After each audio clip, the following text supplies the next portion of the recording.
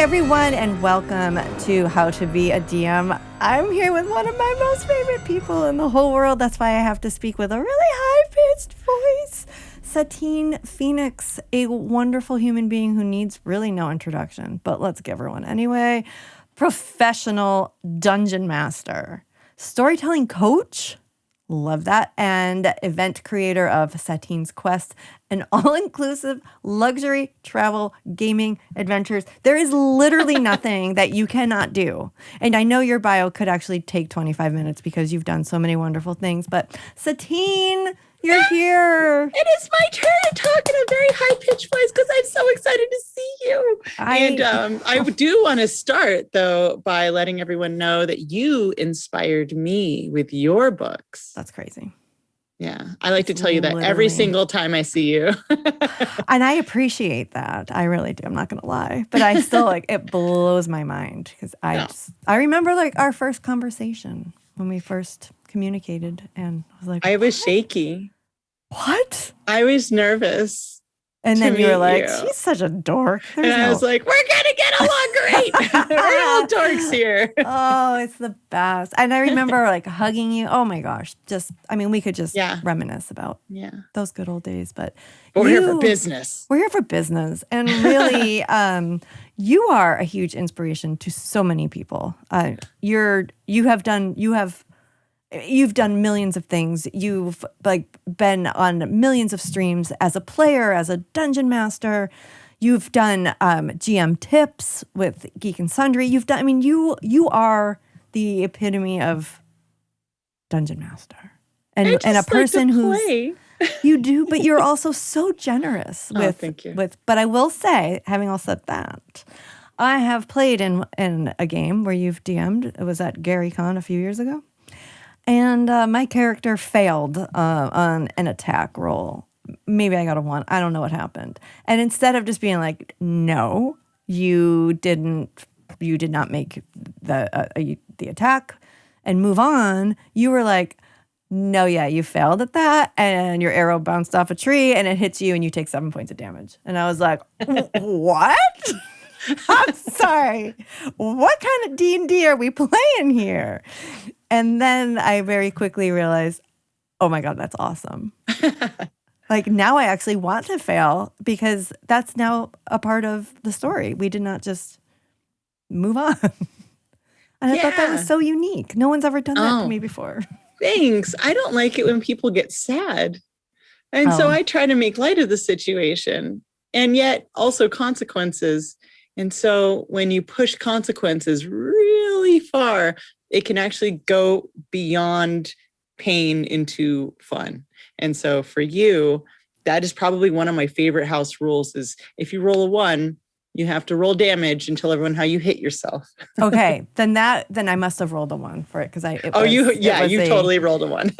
a pretty spectacular failure. But it's weird that I want more reality in my fantasy, but in real life, the equivalent of a real life 1 probably would be you did something really kind of stupid and fell down and hurt yourself, or your arrow bounced off a tree and it bounced back and hit you in the face. And I want that in my fantasy game. I really, really do. Yeah, it's really fun.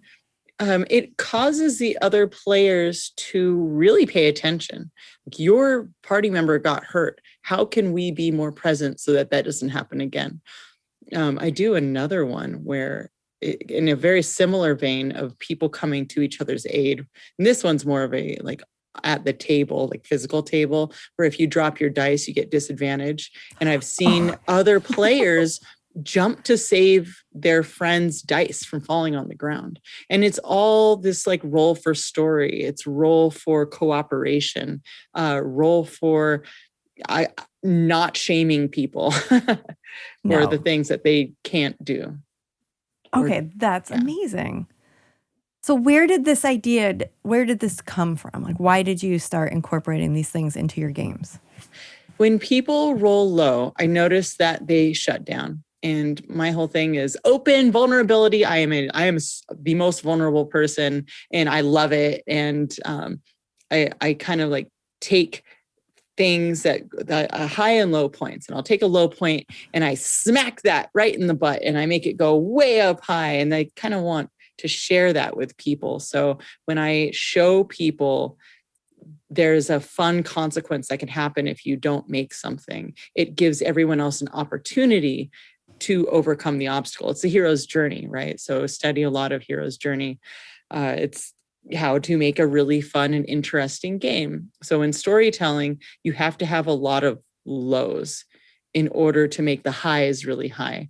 And so that's kind of where it all came from. It's how do I make these things that usually make people sad, make them funny or interesting? And even further, when I ask the player to tell me how they hurt themselves, they are so much more creative than I am. I'm like, yeah, you stub your toe. They're like, I lost a foot. I'm like, whoa, okay. All right, we're going with that.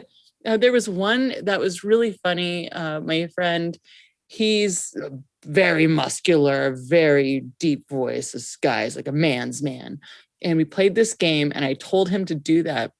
And he hit himself for a lot of damage. And essentially he's, I think this is on camera.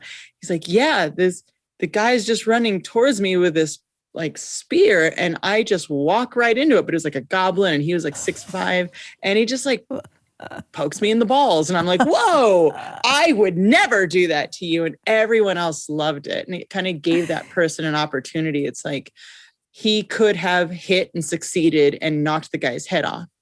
And the other side of that, the failure that's equal to, cutting a monster's head off, is I had some really crazy thing happen to me that no one else could think about. And also, I would never say that. And It's so much more fun when they think of it.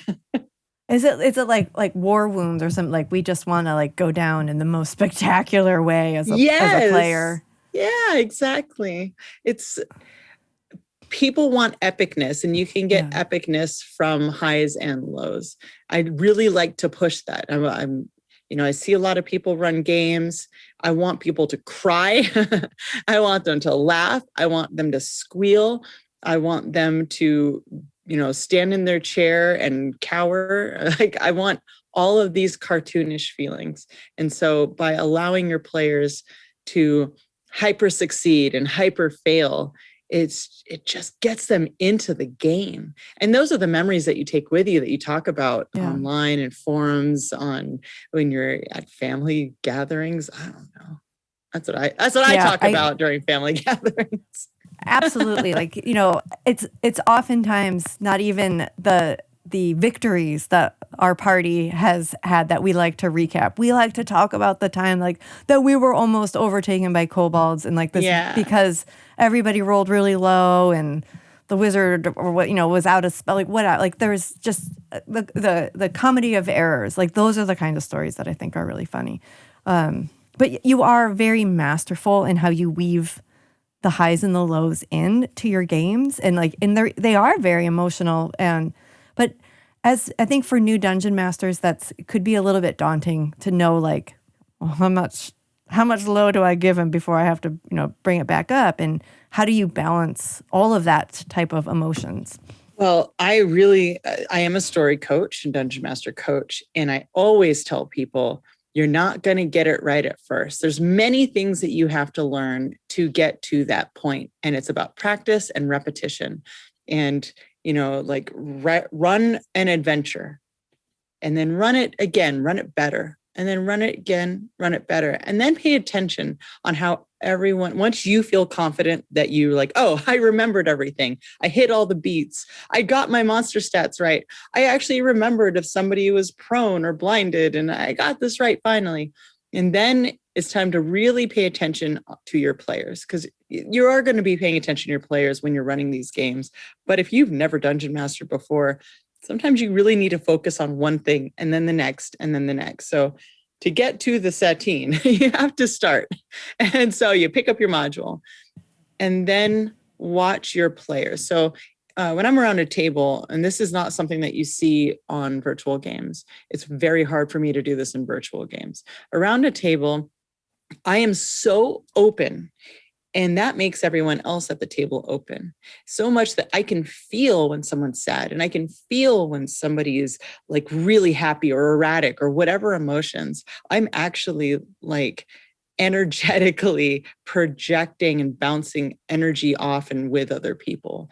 This is a magical thing that a lot of game masters do, a lot of actors, stage actors can do. And you see that, and it's easy that way. Virtual gaming is a little bit harder. So you kind of have to keep practicing. For virtual gaming, you have to pay attention to how people look, their demeanor, whether they're slightly askew from the camera and looking at a website that's not, you could tell, I can tell whether someone's paying attention. You can see if someone's on their phone. So all these little nuanced things, all the listening that you do as a game master, this is all through training. Pretend you're going to suck until adventure number 10 and just get it under your belt. I went to art school, and this is kind of the thing that they teach you. Do the thing over and over. And every time you do it, creatively and purposefully critique yourself, but not in a shame way. I'm a bad person. It's every time I do this, I'm going to get better. And I'm only going to get better if I can identify the things that I can be better at. So there's a lot of removing of your ego. There's a lot. It's a lot at first. It seems like a lot at first. It actually isn't. It's like riding a bike. You have to get on the bike. You have to try. You're going to fall down. It's like rollerblading, roller skating. I don't know. What else can you do that you fall down? Rock climbing. I don't know. So once you get through the 10 one-shots, and I mean like 2-hour one-shot, you don't have to go and create a big campaign. It's all about practice. Then really, then you can kind of identify who's quiet, and then you start pulling information out of them. It might not take you 10, but pretend it does take you 10. The quiet person, you start asking them appropriate questions and getting them to come out of their shell. You can tell the group's dynamic, whether they're super fun and lively or they want a dark story. And then you can kind of feed them little bits, and then they feed you little bits. And then you go back, and it's this beautiful cooperative adventure where people like you, the game master, are pretty much just holding up a platter and letting everyone kind of play with everything on the platter. But yeah, it does take just starting, and you're not going to be an expert in the beginning. It will take time, but when you fail, just don't crawl into a shell. Just, brush off and go, I'm going to do this again. And then do it again, and then do it again. And suddenly you're like, I was born for this. This is the most fun. This is way more fun than playing. I can't stop. I hope that explained it. Yes, it does. And you said a lot of things that I think are important, like the failure, just expect to fail. And I think it's kind of it seems like a backwards way to go into something like, I know I'm going to screw this up and suck at it. But knowing that like it's a long-term process, and I think that's okay. I did not go into my one time. No, there was like 3 times that I've DM'd, but that one that was like really bad, that like scarred me for life. Aww. That one, I didn't go into it thinking I'm going to fail at this at all. Because I thought I was really, really prepared for it. But and the other thing is the removal of ego, and I think that's also really important, because I think I got my feelings hurt that I was so bad at it, even though the players, they were so kind. Nobody really made me feel bad. It was me that made me feel bad. Do you remember Tomb of Annihilation, D&D Live up in Seattle? Yes.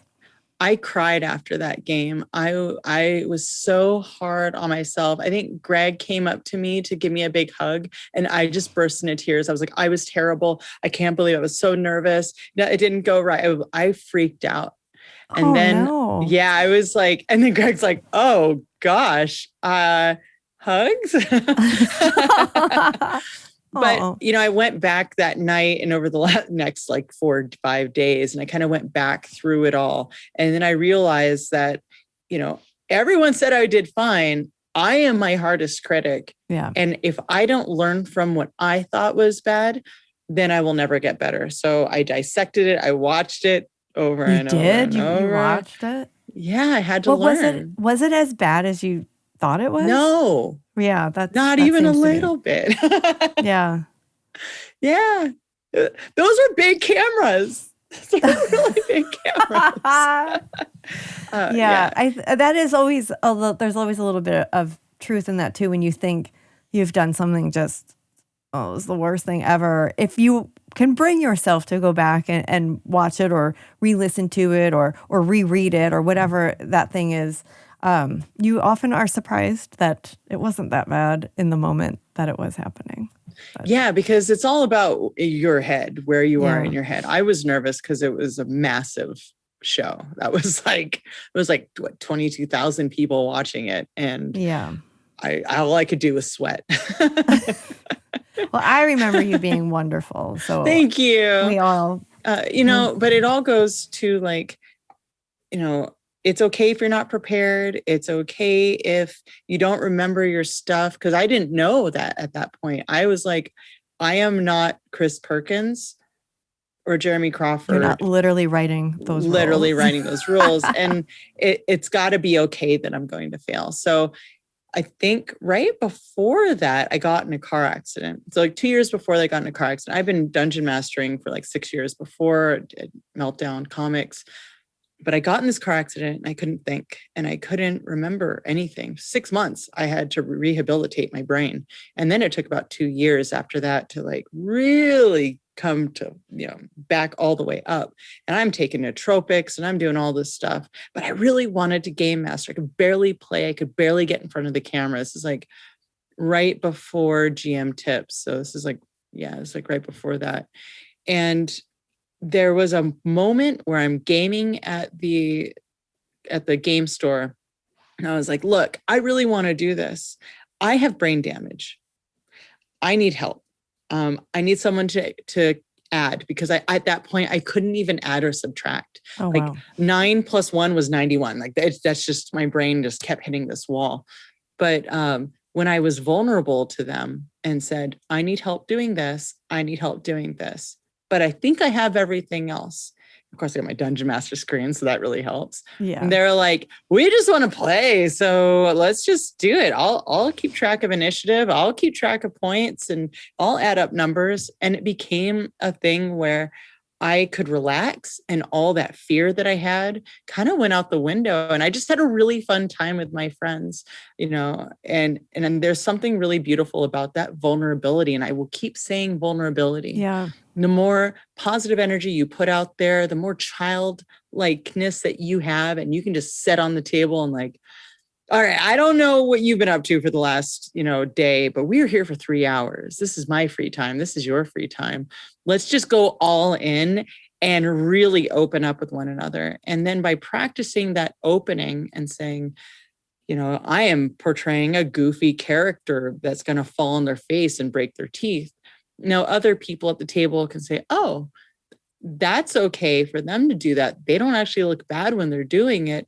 I guess I can do that too. And when one person does that, another person does that. And suddenly they're telling each other's character secrets and all these events and holding each other and celebrating each other. And you can only really do that when you're vulnerable. And to be vulnerable is to be present, to listen to everybody, to remove your ego, to not give a damn, you know, that you're in the middle of a speech and your nose is running, you know. I say that because my nose is running right now. And nobody vulnerability. cares. And we don't care. Nobody cares.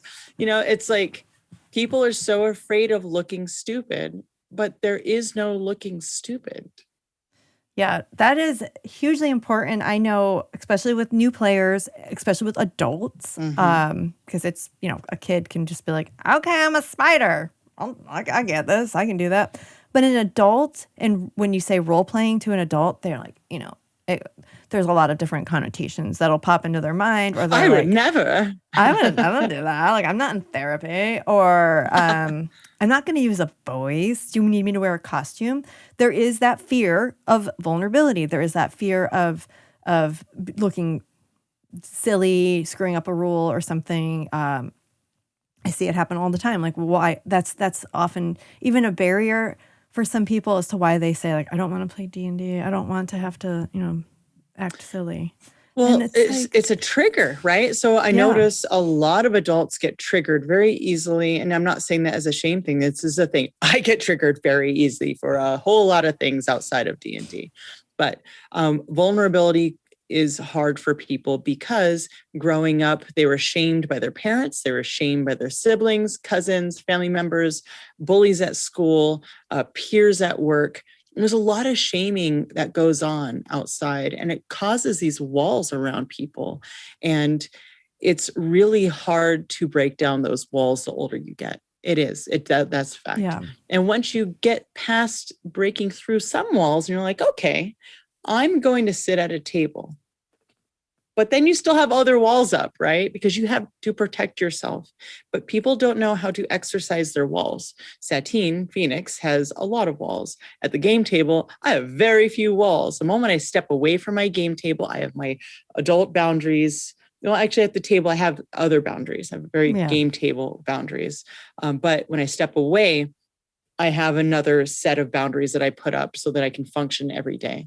But it is hard to be triggered when you are so open, right? So you're sitting at a table, you do a voice, one person laughs. Suddenly you go all the way back into high school when you sneezed during a test and everyone started laughing at you, and you went to grab your books and they all fell down and you just kept making more noise. And it's the triggers act as this like projection from past circumstances that get inserted into the game. So these people are really living it. I study a lot of PTSD recovery, and this is like a thing that happens when you are open with a group of people.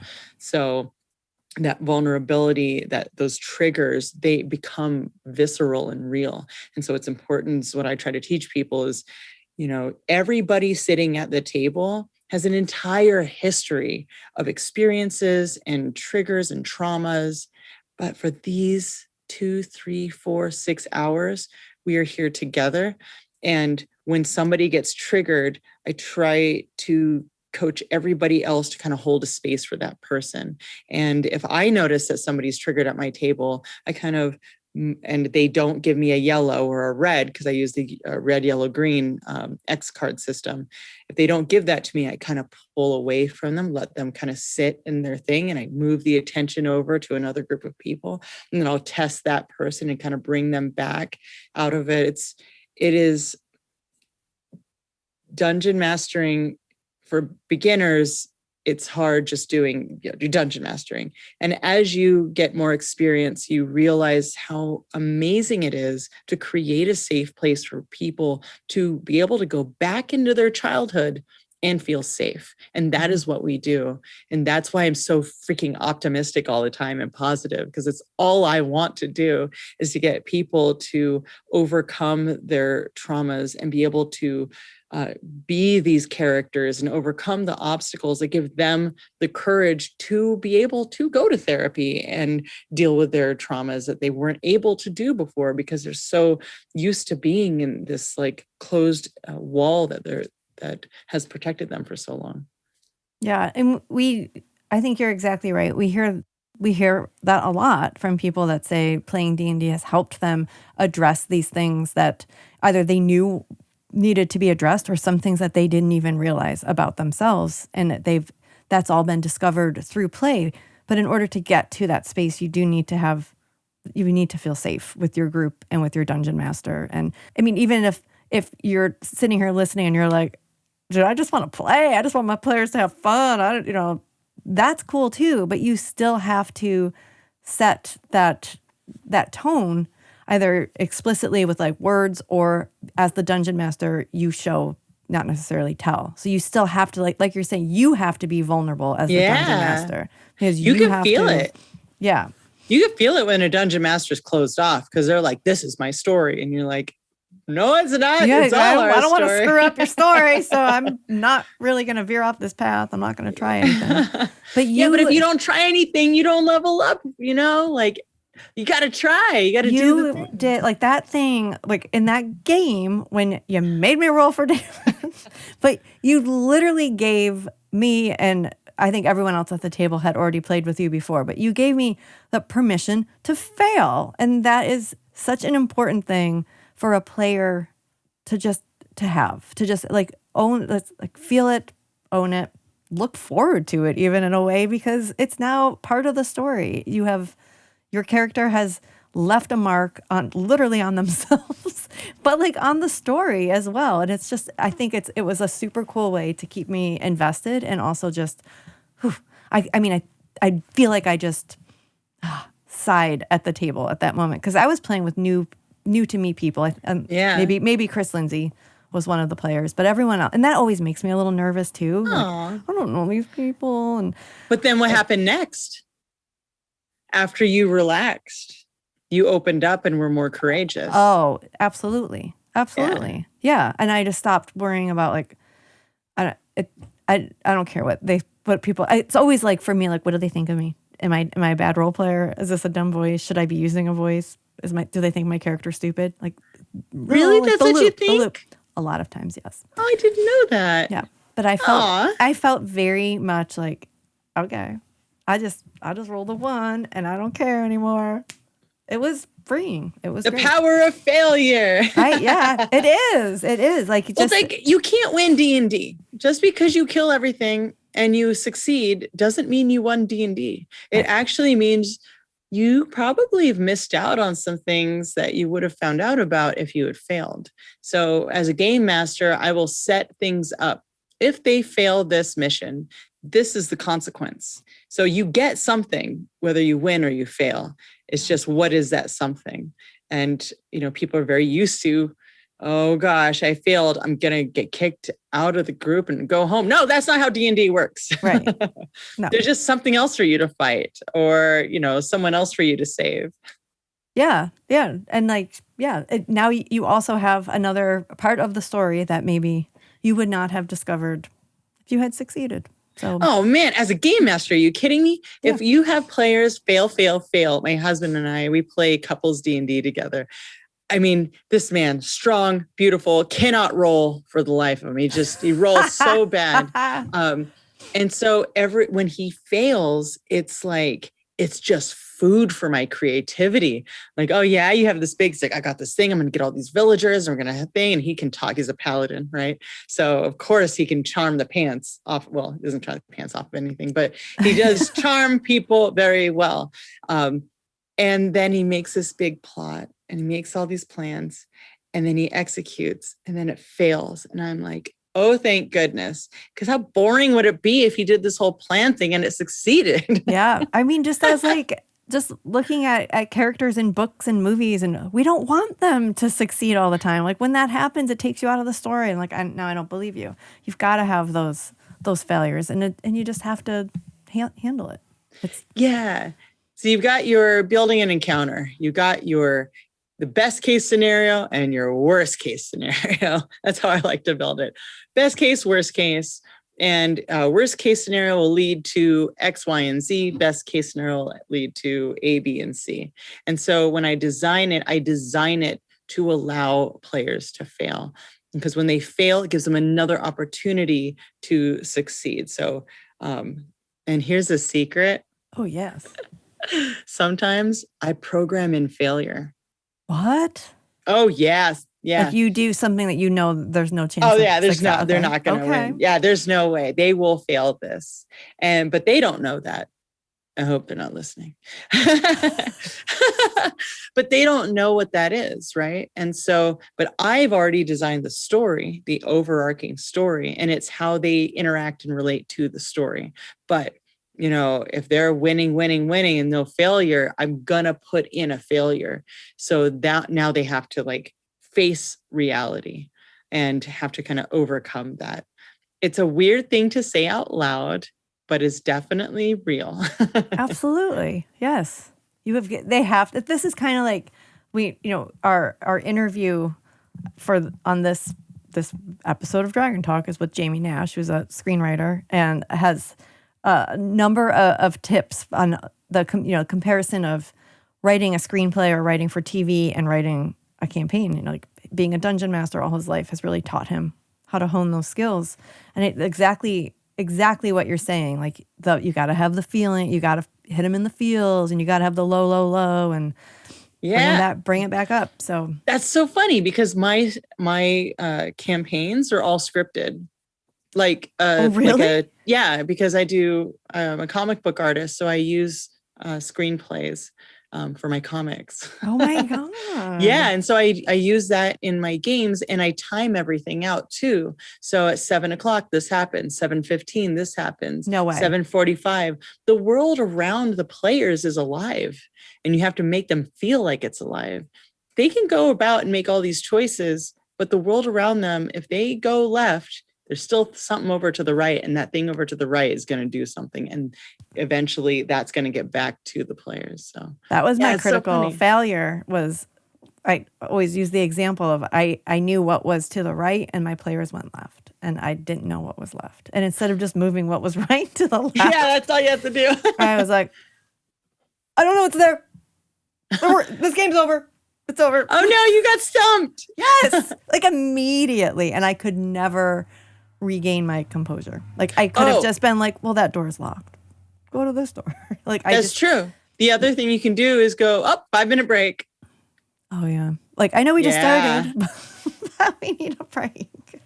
Yeah, no, seriously. You're you control the world around you. Yes. And I have learned, I have gotten a lot of good tips where I know now how I could, if only I knew then what I know now, it wouldn't have been such a failure. The players don't know what you don't know. Right. And that was the biggest epiphany when I first started dungeon mastering. I was like, wait a second. They are literally just waiting for me to show them what the world looks like. I could make up anything, literally anything. I could read directly from this campaign book, or I can just make the entire thing up on the fly.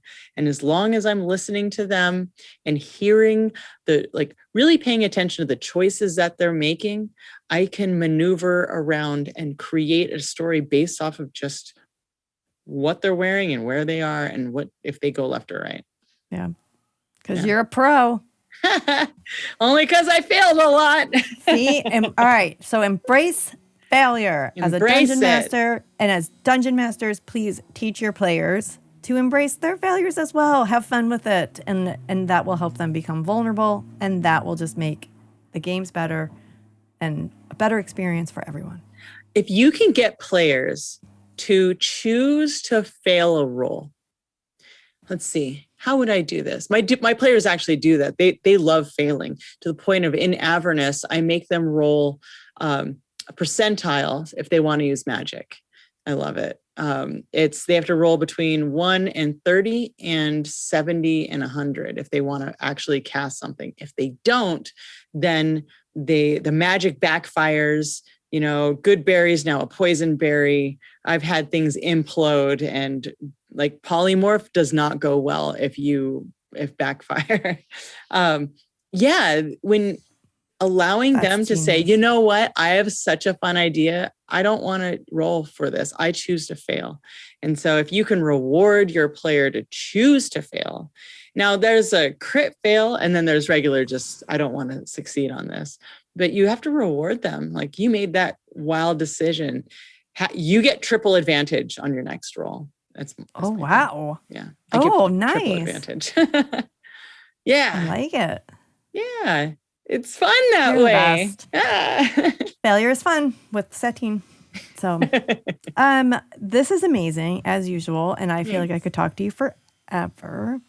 And maybe you'll come back because I know that you have lots of wonderful tips and tricks. I would love to.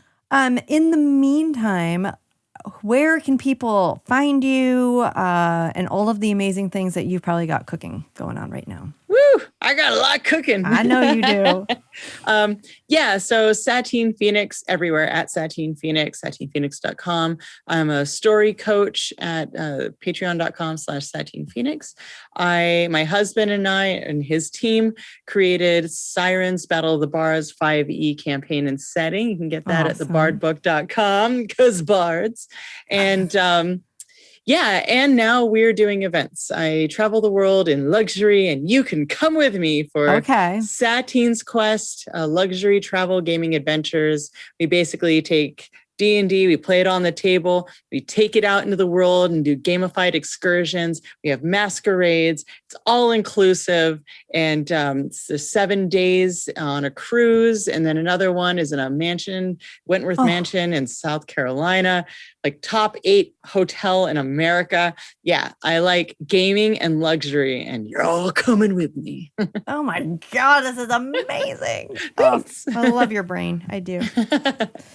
All right. Well, thank you again so much for being here. And I cannot wait to talk to you next time. Thank you. Yay.